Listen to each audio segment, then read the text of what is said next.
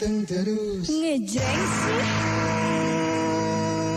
Ya, masih dari Jalan Serma Marjuki nomor 30 Bekasi Selatan, Mitra Elgangga 100.3 FM di Gelaran Okinawa dengan perbincangan menarik bersama Dr. Mas Wisnu Wardana, ya SPA MSI Med ya.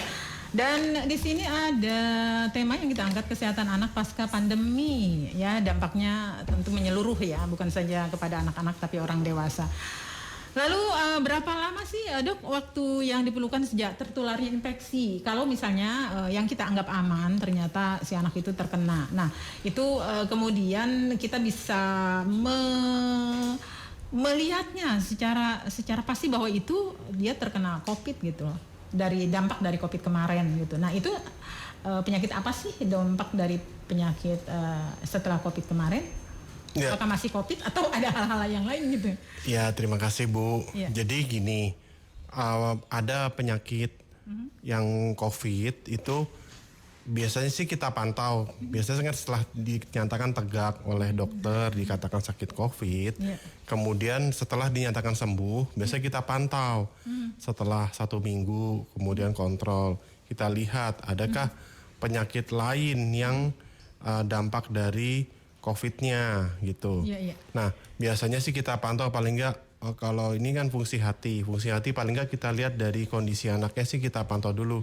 Anaknya biasanya matanya tampak kuning tidak. Terus kemudian kita periksa pemeriksaan hati paling enggak secara pemeriksaan fisik dulu.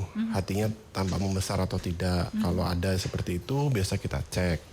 Dengan ditambah pemeriksaan laborat, kalau perlu ada pemeriksaan tambahan USG perut. Baik, untuk Dokter Wisnu, mungkin ada yang perlu ditambahkan, apa sih yang harus kita lakukan gitu lah, yang selama ini kita anggap aman tapi ternyata masih perlu dikhawatirkan, walaupun tidak berlebih gitu kan? Ya, terima kasih. Jadi selain dari mungkin dampak dari COVID-nya itu yang mesti kita pantau, biasanya 1 minggu bahkan 1 bulan atau 2 bulan setelah dinyatakan sembuh oleh dokter tetap harus kontrol. Terus kemudian juga melengkapi imunisasi, jangan lupa karena mulai terjadi nih beberapa penyakit yang bisa dicegah dengan imunisasi ini meningkat. Ada beberapa yang dirawat di RSUD tempat kami bekerja itu terjadi peningkatan kasus.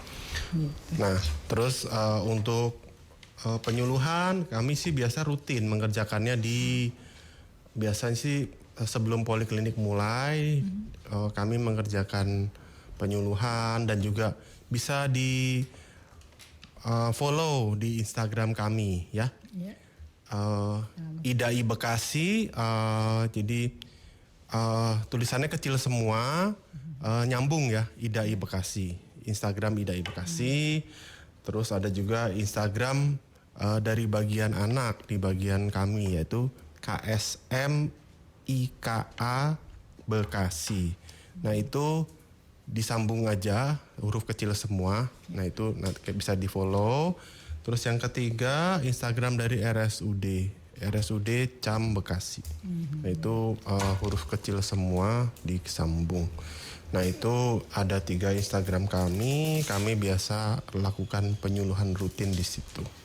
Baik berupa bisa kadang juga ada beberapa yang bentuk tulisan maupun dalam bentuk ada juga beberapa ada yang bentuk drama singkat ya macam-macam. Nanti silahkan di follow saja. Iya, ya baik Mintas Zaman Siar, bagaimana ini cara yang harus menggunakan masker sementara kan sekarang kayaknya udah tenang-tenang aja nggak pakai masker. Apakah itu bisa berdampak juga dok? Misalnya untuk dampaknya bisa terkena anak-anak dan kita. Baik, jadi begini, masker sih memang proteksi yang utama karena dia langsung memproteksi tubuh ya. Untuk memproteksi tubuh agar tidak terkena COVID-19. Cuma memang sesuai instruksi dari Bapak Presiden, Bapak Joko Widodo, memang di ruangan tertutup memang disarankannya pakai masker. Tapi nanti kalau di ruangan terbuka ada yang dikatakan instruksinya sih tidak memakai masker. Itu sih diserahkan ke masing-masing saja. Iya. Ya baik mitra sejaman siar, masih perbincangan menarik mengenai dampak dari kesehatan, dampak dari COVID untuk kesehatan anak pasca pandemi. Nah mitra sejaman siar mungkin bisa WhatsApp di sini di 0811186003 walaupun tadi sudah ada bertanya yang akan terjadi bila kita sudah tidak melakukan tindakan pencegahan ini atau perlindungan COVID-19. Ini vaksin sebelum vaksin dilakukan nih dok.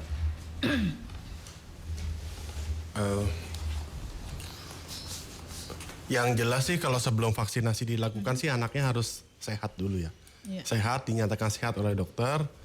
Nah itu kan karena memasukkan kuman ya, kuman yang dilemahkan maupun yang kuman yang sudah mati kan perlu pertahanan tubuh juga agar dia membentuk antibodi. Jadi syarat yang utamanya sih sehat. Itu dulu dan dinyatakan layak oleh dokter maupun misalnya di mana di tempat bekerja itu. Di tempat anaknya itu dibawa maksud saya. Oke, mungkin aku akan menyampaikan dari pandangan aku sebagai anak ya Bu ya. Sebagai anak, jujur aku ngefek banget sih di COVID-19 kemarin, apalagi untuk kesehatan. Nah, kesehatan yang lebih aku fokusin itu jujur kesehatan mental. Soalnya selama COVID-19 kemarin itu kan kayak semua rutinitas itu berhenti, semua rutinitas itu jadi rutinitas baru gitu. Itu agak mengagetkan sih untuk anak-anak yang biasanya main, sekolah, belajar, tiba-tiba di rumah aja nggak tahu mau ngapain. Itu mental agak terganggu sih Bu sebenarnya. Jadi jenuh. Terus pas masuk juga new normal kan, new normal itu juga adaptasinya untuk mental agak susah sebenarnya. Terus yang aku sedihin itu banyak dari teman-teman sih sebenarnya selama COVID-19 di rumah terus itu mereka mengadaptasi hobi baru yaitu jadi merokok karena bingung mau ngapain. Dan menurut aku salah satu dampak untuk kesehatan anak lainnya nih sekalian mental mereka juga jadi keganggu, jadi kecanduan sama rokok gitu. Gitu. Selain itu juga gadget ya. Oh iya, gadget juga. Ini juga ya yang seperti tadi disampaikan oleh dokter Mas Wisnu Wardana tadi, ternyata dampaknya luar biasa. Kalau menurut pandangan Mbak Jia sendiri yang tadi dirasakan seperti apa sih gitu? Dari yang ada tugas mau dikerjain, sekarang tugas semuanya di HP. Jadi 24 jam nggak bisa lepas. Iya. Terus tadi dampaknya yang lain juga dokter ya sudah disampaikan ya bahwa dampak dari sinar tadi dari gadget juga berpengaruh besar, apalagi dampaknya jadi anak itu tidak ada komunikasi dua arah gitu ya. Jadi diem aja kemudian ya hanya itu, jadi seolah-olah yang diajak bicara itu benda mati kan. Nah mungkin dari Mbak Jia sendiri apa sih selaku forum anak ya Bu ya? Dari forum anak ini gimana gitu harusnya gitu loh orang tua ini. Nah peran forum anak sendiri itu kan utamanya ada pelopor dan pelapor ya Bu ya. Nah yang aku lihat bener sih dari teman-teman banyak nih yang setelah COVID malah jadi pakai kacamata. Ternyata drakoran sampai jam 2 pagi itu jadi adiksi gadgetnya tuh makin sampai tengah malam sampai pagi nggak kenal jam tidur juga Bu. Jadi pas masuk new normal pada kaget, gampang sakit-sakitan. Sebagai forum anak pasti kita nih mencoba mensosialisasikan sih Bu kayak new normal yang baik tuh cara menghadapinya gimana sih, cara adaptasinya tuh gimana sih untuk gak cuman kesehatan fisik doang tapi kesehatan mental juga tetap terjaga gitu. Karena mental itu sangat perlu ya, bisa rada-rada gimana gitu. Jadi nggak konsentrasi, terus jadi halusinasi, terus banyak-banyak hal. Ya mungkin dari Mbak Jia sendiri langkah apa sih yang harus dilakukan gitu loh kita sebagai mom ya atau para orang tua ayah dan lain sebagainya, pokoknya yang punya anak-anak terutama anak balita nih yang berpengaruh besar kayaknya ya, selain juga remaja yang tadi Mbak Jia bilang. Kalau dari aku sih sebenarnya anak-anak mau di ngertiin aja sih Bu. Sebenarnya mungkin memang ada hal-hal yang kami lakukan memang salah, tapi sejujurnya pasti di balik kesalahan kami itu ada alasannya, walaupun mungkin terkadang alasannya itu sepele, tapi di balik segalanya tuh ada ibaratnya kayak gabut deh Bu, kita bosan gitu, makanya pelarian kita tuh seperti itu. Nah kalau yang aku pribadi mau sih untuk orang tua sering-sering tanya sih kabar anaknya tuh gimana, karena kadang orang tua itu cuma memperhatikan keadaan fisik dari si anak, tetapi mentalnya itu nggak diperhatikan, bahkan mau untuk memperhatikan aja tuh enggak. Yang padahal menurut aku kesehatan mental itu salah satu esensi yang penting juga dalam tubuh anak, nggak cuman dari fisiknya aja gitu. Ditanya aja kayak lagi apa, kenapa, ada yang mau diceritain nggak gitu. Tadi sekolah tadi makan gimana gitu kan, udah makan belum gitu kan, di rumah ngapain aja gimana. Iya gitu. Tapi kan kalau sekolah online ya sebenarnya jenuh nggak sih? Jenuh pasti. Wah, ya jenuh banget Bu, ya. karena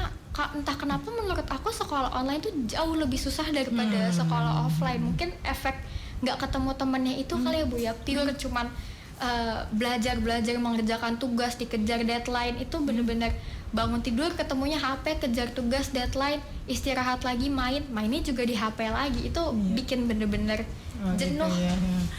Mungkin Dokter Mas Wisnu Wardana bisa menambahkan Dok mengenai kesehatan yang tadi diceritakan sama Jia, itu dampaknya yang paling luar biasa yang memang mengancam jiwa anak-anak itu seperti apa gitu. Sebenarnya sih nggak sampai mengancam jiwa lah ya Bu. Mengancam ke jiwa berarti mau meninggal ya. Deh. Maksudnya jadi nggak konsen terus gimana gitu kan, perkembangan ke depannya gitu kan, masa depan anak-anak jadi nggak maksimal. Iya. Ya mungkin untuk kesehatan mental ya tetap mungkin kalau pada waktu itu masih di rumah ya dalam kerjain tugas atau ini mungkin tetap interaksi yang baik lah dengan orang satu rumah lah ya, dengan orang tua, mungkin kakak atau adik itu mungkin juga bisa juga jadi untuk biar interaksinya tetap terjaga, mungkin dengan itu mengurangi lah ya dampaknya dari COVID ya. Nah, gitu. Mungkin Mitra Jawan Siar ya sudah jelas apa sih yang diinginkan oleh anak-anak ya mengenai pasca pandemi ini. Ternyata gangguannya sangat terasa sekali ya. Nah, baik untuk dokter ataupun Mbak Jia sendiri, sebelum usai perbincangan ini, hatur nuhun banyak karena sudah menambahkan waktu, karena ada sesuatu yang tadi disampaikan ya. Jadi ibu rumah tangga itu mengerti, mom itu mengerti, oh pengennya begini loh gitu ya. Ya, silakan. Kalau dari aku, kita kan udah mulai masuk ke normal yang bener-bener new. Jadi ya buat ayah dan bunda di rumah, kami cuman paling simpel tuh cuman pengen di ngertiin aja, terutama dari mental aja. Dan teman-teman yang ngerasa burnout atau stres itu sebenarnya wajar, dan jangan pernah mengabaikan kondisi mental sih Bun, kalau dari aku. Iya sangat berpengaruh ya ke depannya. Ya baik, Mitra Jawan Siar, hatur nuhun Dokter Mas Wisnu Wardana ya yang sudah hadir di sini. Terus hatur nuhun juga untuk Jia ya selaku Poraksi atau Forum Anak Kota Bekasi yang sudah menyampaikan tadi ya, lengkap sudah ya tadi ya. Silakan Dok, ya ada yang disampaikan lagi? Sudah sih. Intinya sih jangan lupa tetap berinteraksi dengan lingkungan sekitar. Kalau bisa sih interaksinya dengan berinteraksi langsung, mungkin itu lebih baik daripada cuma melalui chat maupun melalui DM Instagram. Tetap interaksi langsung itu tetap lebih baik, karena di situ kita bisa berinteraksi, melihat mimik muka orangnya. Nah itu mungkin untuk meningkatkan mood dan juga untuk kesehatan juga, untuk tumbuh kembang anak juga menjadi lebih baik gitu. Ya baik, Mitra Jawan Siar, ternyata tanggung jawab seorang ibu atau orang tua itu sangat berat ya, karena ini berkaitan dengan dampak dari COVID kemarin yang tentunya dirasakan oleh anak-anak kita semua. Hatur nuhun untuk Dokter Mas Wisnu, kemudian untuk Jia dan ini semuanya atas perhatiannya. Hatur nuhun, sukses selalu. Wassalamualaikum warahmatullahi wabarakatuh.